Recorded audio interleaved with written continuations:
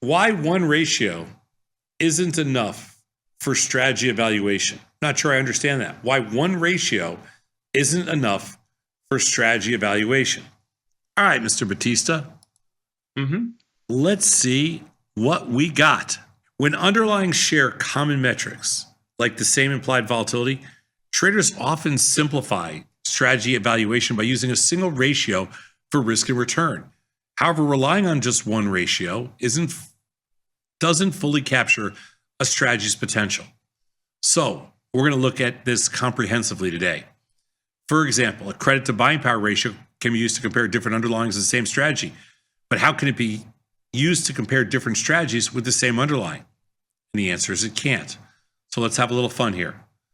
This is tasty fun. The credit you receive to the buying power you're using, that ratio, can be used to compare the profit potential per unit of risk for different underlyings of the same strategy, particularly for underlyings without an IV index or a significant IVR skew. However, the credit to buying power ratio cannot be used to compare different strategies because it does not account for win rates or the probability of a large loss. That is correct. You know, obviously, sometimes you can sell something that has a really high win rate with the probability of a huge loss if you're wrong. Like, that's the trade-off. Let's go next slide. So to see example of when it can be used, compare two 16 delta strangles. One with IWM as the underlying, the other with the Qs. Yeah, I would have probably used even different choices than these two, but you can see the credit to buying power ratio is almost the exact same, but the IVR is significantly higher in the Qs, and the current IVX is the exact same. That's why they chose this. So the same implied volatility, but the IVR is significantly higher in the Qs, yet the credit to buying power ratio is richer in IWM. So it's hard. So IVR suggests that the QQQ has a high IVR and is a suitable underlying for a short premium trade.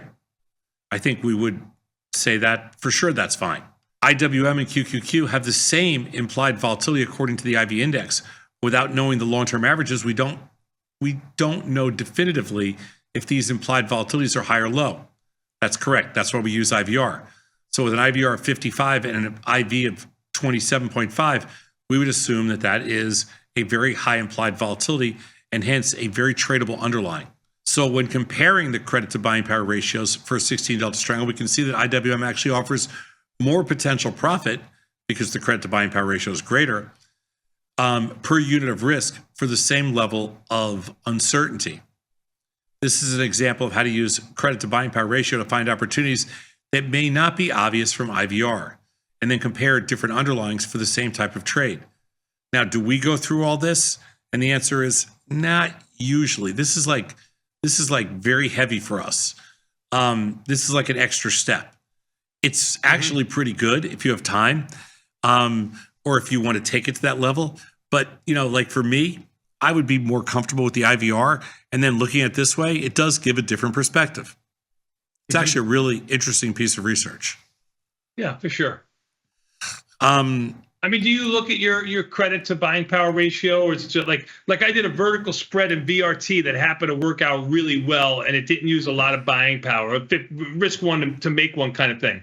I've done other trades where I'm risking, two to make less than one, and those trades don't work out. Does that really mean that credit to buying ratio is something that I should look at, or is it just because I had the right delta for the trade? Yeah, I mean, obviously you had to get delta right. I mean, yeah, you're right. I mean, I'm not saying it's easy, and I'm not saying that this is what we do all the time, but it is a really interesting study here. That here's a different way of looking at it. That's all.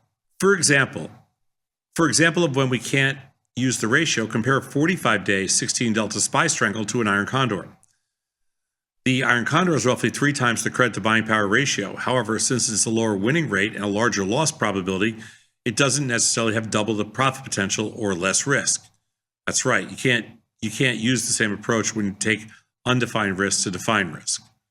And so we just looked at a lot of different details of this because, you know what, everybody likes to, sometimes, I shouldn't say everybody likes to, sometimes people like to look at things different ways. We like to present everything.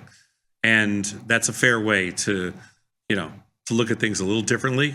strangle versus strangle, and strangle versus iron condor. The credit to buying power ratio can be used to compare the profit potential per unit of risk for different underlyings of the same strategy, but cannot be used to compare different strategies. Yeah, I never thought of it that way, but that's really good. Different strategies have different risk-reward profiles, which the credit to buying power ratio doesn't take into account. That's what we always used to use, like return on capital for that. And that's why it would, we'd say return on capital can't be used, but it's the same thing. So therefore, comparing strategies only using this ratio can misrepresent the relative potential, profit potentials, and risks of different trades. Yeah, that's why we used to look at return on capital differently than we would look at other things. But when it comes to defined risk trades versus undefined risk trades. But again, whichever way you want to do it, we're cool with that. But start by eliminating certain things with IVR and then work from there.